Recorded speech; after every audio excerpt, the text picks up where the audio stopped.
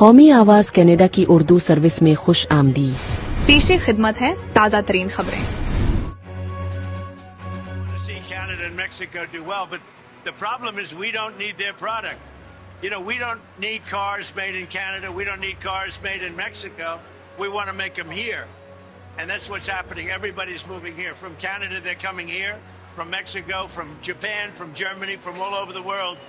They're coming here. They're opening up their plants. Washington से आने वाले एक चौंका देने वाले बयान में अमरीकी सदर ट्रंप ने शमाली अमेरिका के 3 मुल्की तिजारती माहिदे CUSMA के मुस्तकबल पर संजीदा सवालात उठा दिए हैं। मिचिगन में फोर्ड के ऑटो प्लांट के दौरे के दौरान सदर ट्रंप का कहना था कि अमेरिका को कैनेडियन मसनूआत की कोई जरूरत नहीं और ये माहिदा अब उनके नजदीक गैर मुताल्लिक हो चुका है। ये याद दिलाना जरूरी है कि ये बयान ऐसे वक्त सामने आया है जब कनाडा, अमेरिका और मेक्सिको रवां बरस CUSMA के लाजमी जायजे की तैयारी कर रहे हैं, जिसने तिजारती हलकों में बेयकीनी बढ़ा दी है। सदर ट्रंप के मुताबिक CUSMA अपनी मुद्दत के इख्तितामी मरहले में दाखिल हो रहा है और अगर यह बरकरार न भी रहा तो अमेरिका को कोई खास नुकसान नहीं होगा।